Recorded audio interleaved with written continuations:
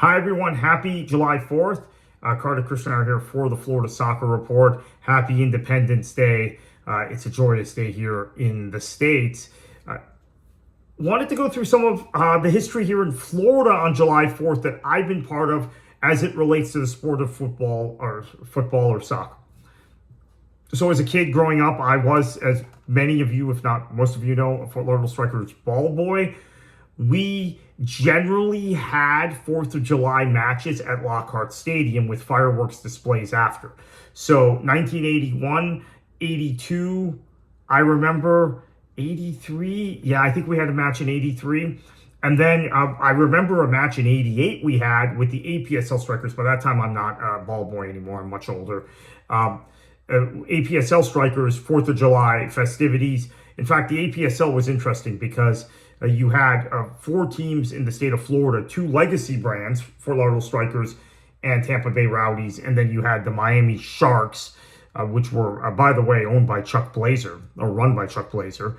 I should say he didn't own them, but he was president of the team. And the Orlando Lions, who were the predecessor club, no direct lineage, but kind of the predecessor club of Orlando City, who took the Lions moniker when they relocated from Austin in late 2010. So I had been to all of those 4th of July games. I associated soccer, local soccer, with the 4th of July. In 89, I don't think we had a game at Lockhart, 4th of July match, I'm thinking. But then the Tampa Bay Mutiny had some 4th of July matches in Major League Soccer with fireworks displays. The Miami Fusion, on the other hand, playing at Lockhart, did not. MLS would send them on the road because this is funny. One of the MLS's greatest achievements is the building of soccer-specific stadiums. But MLS, in its early days, wanted teams playing in huge football stadiums that could maybe connect the 4th of July to a fireworks display, as they did in Denver every year, right? Colorado Rapids attendance was artificially high because they get 60,000 or whatever Mile High Stadium, and then Invesco Field fit for the Rapids on 4th of July. So the Fusion were always on the road on July 4th. And so we didn't get a 4th of July match at home. Lockhart was the facility in the league. Actually, no, it was not. Spartan Stadium was for the Clash/Earthquakes. But we were on the road. The Fusion were 4th of July. The Mutiny were not on the road always. They had some matches on 4th of July. I think in 96, inaugural season of MLS, if I remember correctly, they had one. Maybe 98, I think they did. 98 was an interesting year because they had 2 U.S. World Cup players, Frankie Haydock and Roy Lassiter did not get called in, actually. Roy Wagerly. Yeah, Roy Lassiter had been swapped for Roy Wagerly. I forgot about that. So Wagerly went back to Tampa Bay, where he had started his career. He had gone to the University of South Florida. He had played for the NASL Tampa Bay Rowdies before moving to England. Obviously, played for Chelsea, played for QPR. And he comes back to Tampa Bay to end his career with the Mutiny, but he's still called in, and he's still on the World Cup team in 98. Frankie Haydock, who was probably our best player in that 98 World Cup, he was also on the Mutiny. So there were, and the Mutiny had Stevie Ralston, who probably should have been on that team. Probably a big mistake that Ralston never played in a World Cup, which is kind of shocking, right? That was, I think Bruce Arena said, maybe the hardest cut he made for the 2006 World Cup, even harder than cutting Taylor Twellman. I'm not sure. I think, but Twellman was the most controversial cut, but Ralston, I think, may have been the hardest cut. Just like Brian Ching was 4 years later for Bob Bradley. Ching made the 2006 World Cup roster at the expense of Taylor Twellman, actually. So 4th of July in Florida, associated with these clubs, is kind of done until 2010. 2010, the rebirth of the Tampa Bay Rowdies. They were, for trademark reasons, FC Tampa Bay in 2010 and 2011.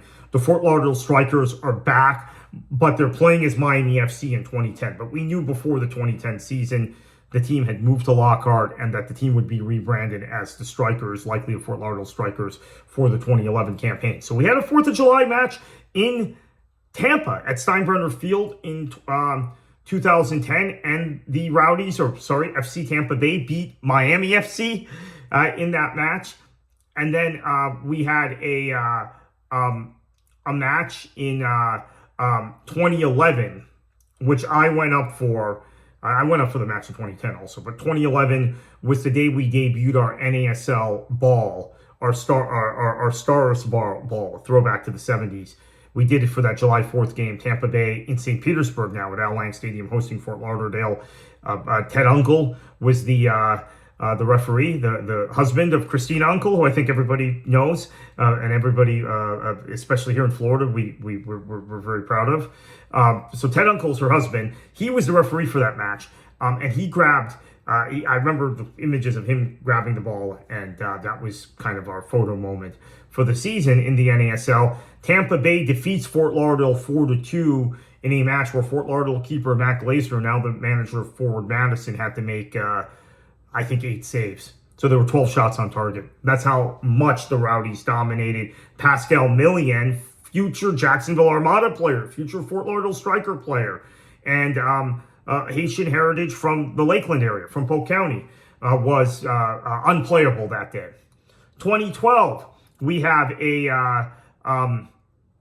4th of July match in St. Pete again. The Rowdies win again. My memories of that match are a little hazier, but I was there. I was there for all these matches. 2013, the 4th of July match was a match that was the last match of the spring season. Fort Lauderdale had just sacked Darryl Shore. Rodrigo Lopes got to manage the match. 4-0 Tampa Bay victory. 2014, the match was played in Auburndale at the Florida Soccer Association, the new Florida Soccer Association facility. It was a friendly because it was in the break between the fall and spring season. Fort Lauderdale wins that match against Tampa Bay. Going back to the 2013 match, it was a great match for Luke Mulholland and a great match for the Rowdies in general. Right? They were dominant at that point because of the NASL format in 2013. They were not. They did not make the postseason, though they had the second best overall record because of the split season, the funky split season. Only the champion plays in the final. NASL setup, right? Carolina had the best record. They didn't make the postseason. Tampa Bay had the second best record. They didn't make the postseason. Yeah, that's the way NASL was in 2013. They fixed that for 2014, thank goodness. It's also because they allowed the New York Cosmos in the middle of the season. 2012, going back to that, Tampa Bay wins the NASL title. And they are, what an epic team that was in 2012, coached by Ricky Hill, the likes of Mike Ambersley, big star on that team. Luke Mulholland, I mentioned, was a great player. So many other guys. Yamada was fantastic. Frankie Sanfilippo was the captain. I could go on and on about that particular Rowdies team. By 2013, Georgi Ristov had arrived for the Rowdies. He became a great player in Rowdies history. 2014, and all of these, this will coincide with, we're going to do another show next week on Rowdies' 50th anniversary. We're going to kind of ramp that up now. And all those names are all really important in Rowdies history. Georgi Ristov, really important name. 2015, Fort Lauderdale and Tampa Bay are not scheduled against each other. And and by the way, in 2014, Fort Lauderdale lost in the final of the NASL. They had snuck into the playoffs on the last day of the season and had beaten Minnesota in Minnesota and then lost in the championship game. But they were not the best team in the league. 2015, when I would argue Fort Lauderdale probably was the best team in the league at the end of the season, but there was some bizarre happenings in Brooklyn for the playoff match against the Cosmos. Well, I mean, maybe I could do a whole thing on that particular match in the future. And I thought Fort Lauderdale, the way they closed the season that year, especially after having been the worst team in the spring season, fall season, at least at the end of the fall season, arguably the best team. 2015, they did not play one another. So I'm so used to this tradition of going to St. Pete on 4th of July. They were playing Atlanta, and I went up. I went up for the match. What the heck? Tampa Bay slaughtered the Atlanta Silverbacks in their final season, the NASL, that day. And so now we've got FC Naples playing host to Tampa Bay. on July 4th in the USL Jägermeister Cup. So it's a really serious affair, big match. And this could be the start of a new tradition. The Jägermeister Cup, if it continues in its current form, next season, the entire group will be Florida side. So you could have Tampa Bay, Fort Lauderdale United. You could have Miami FC, Naples FC Naples. You could have Sarasota Paradise against Sporting Jacks. You could have all these matches on the 4th of July. It'd be super cool. So 4th of July kind of goes with soccer, football in the state of Florida. It is an oppressively hot time in Florida, but it is still a holiday we celebrate with some gusto down here. And football, soccer is an important part of that.